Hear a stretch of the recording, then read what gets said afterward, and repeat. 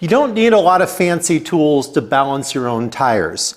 You can do it using just the axle and the bearings on the tire. You can get a basic balancing stand, or you can get crazy. But these are the two things you're going to use in your garage, or if you're on the road and traveling. If I'm on the trail and I have to replace a tire because I've cut a sidewall, or I have an unrepairable cut, then what I do is I call it an axle balance. It's essentially what we did years ago when we had race bikes and whatever else at home. We just used the bearings and the axle. You don't necessarily want to do this on the bike. You can, but you have to have the calipers and everything else removed so you have as little friction as possible. And you're just sliding the axle through, and in this case, I'm just going to rest it on the footrest of the motorcycle on one side and hold the other side. And that way I can balance it and I can free spin. The other thing you're going to need to balance are wheel weights.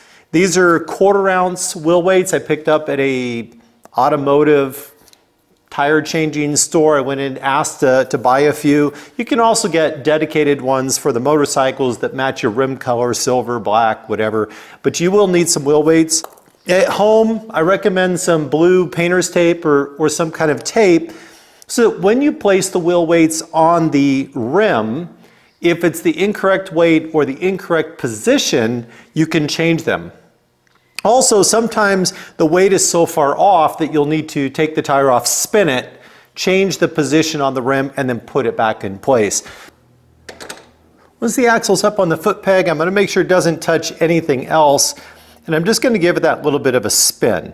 What I'm doing is watching to see if it rotates at the same speed, if it stops and settles backwards, anything where it indicates, and here we go, it starts to speed up again, anything that would indicate that it's not actually balanced. The fact that it can spin backwards and spin relatively rapidly tells me this rim is significantly out of balance.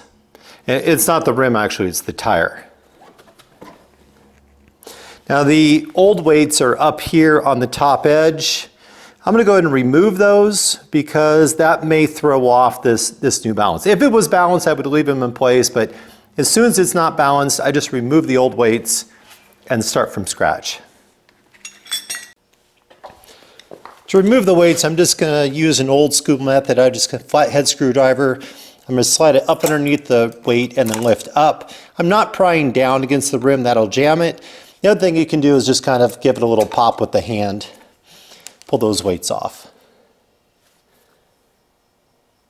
If you grab a piece of chalk, you can mark the bottom where it stops. And I recommend, if you haven't done this before, check it at least 3 times on a spin and see if it continues to stop in the same spot. If your chalk marks are in different places all the way around, if it continues to be random, then that means that chances are it's actually pretty well balanced. In this case, we're dropping down, we're exactly on the same spot.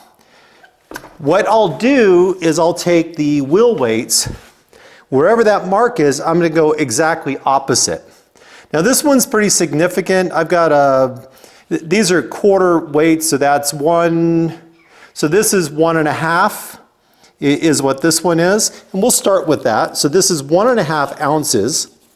I'll take just a little bit of tape, I'll put it across, I'll go directly up to the high side of that tire exactly opposite, and what I'll do is I'll set that 1.5 in there, I'll put some tape on it and see if that corrects the wheel spin. Now once I finish doing this with the axle, because this is something that all of you can do. Anybody watching this, you have an axle already with the bike. I'm going to go ahead and take the the balancing stand over here, and it has less resistance than the wheel bearings because of the way it's built.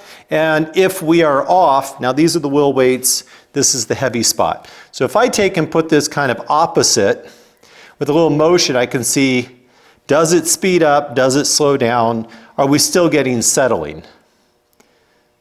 In this case, it's still getting a little bit of back movement, but not too bad. Means we're probably not too far off. Again, the wheel bearings are going to have more resistance to turning than the balancing stand.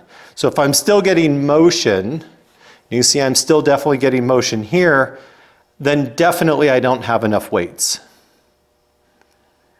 And that's spinning still pretty significantly. So I'm going to go ahead and take and add a few extra weights here.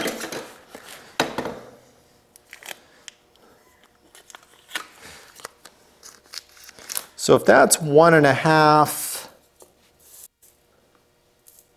let's go for, actually I'm going to take this larger one here. I'm going to kind of go a little more extreme and see how this goes. I'm going to go for an actual 2.5, which is quite a bit of adjustment.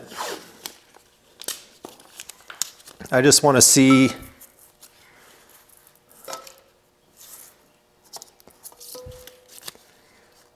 how far off I really am. So our mark is here. That's still the heavy spot. So I will go opposite that mark.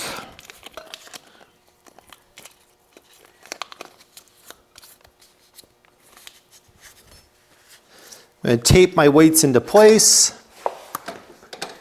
Do another axle spin and see where we end up.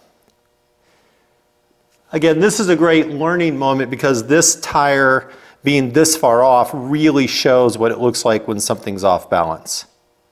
Now that one stopped smack dead on. It's on both sides. If I spin it the other direction,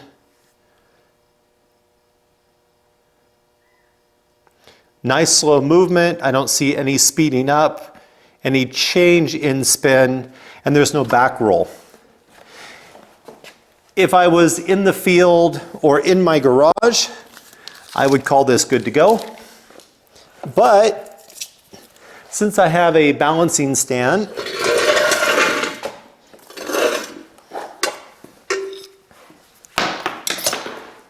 we'll go ahead and see how that works for us.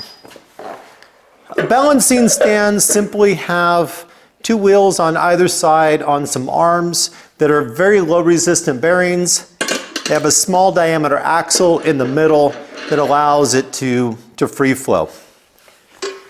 Because it's smaller than a standard axle, it has to fit all wheels.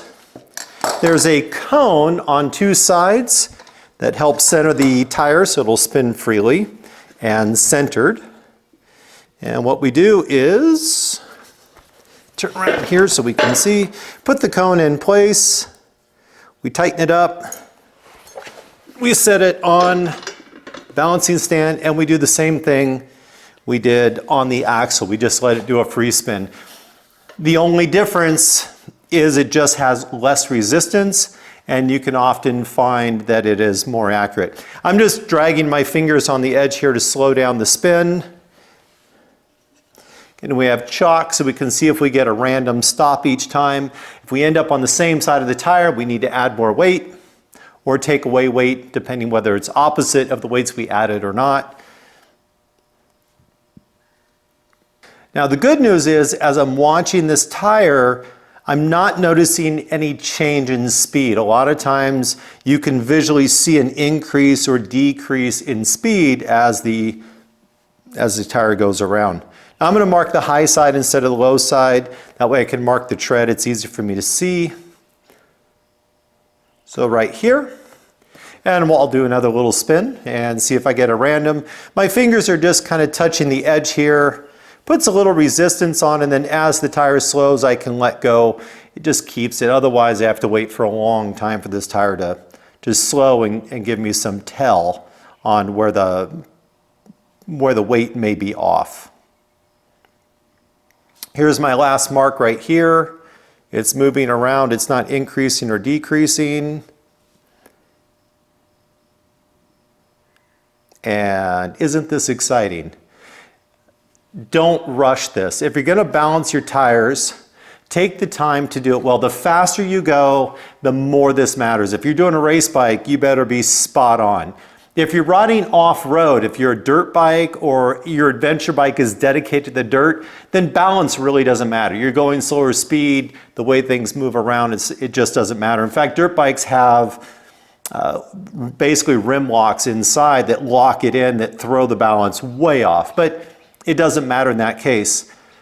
That means if you have to do a repair and your tires are off and you're on a trail, it's just not that big a deal. And we're coming to a stop. Almost.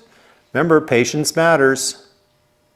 And we'll call this good. So I have a mark here, a mark here, and a mark here. So these are fairly random. I'm not noticing any change.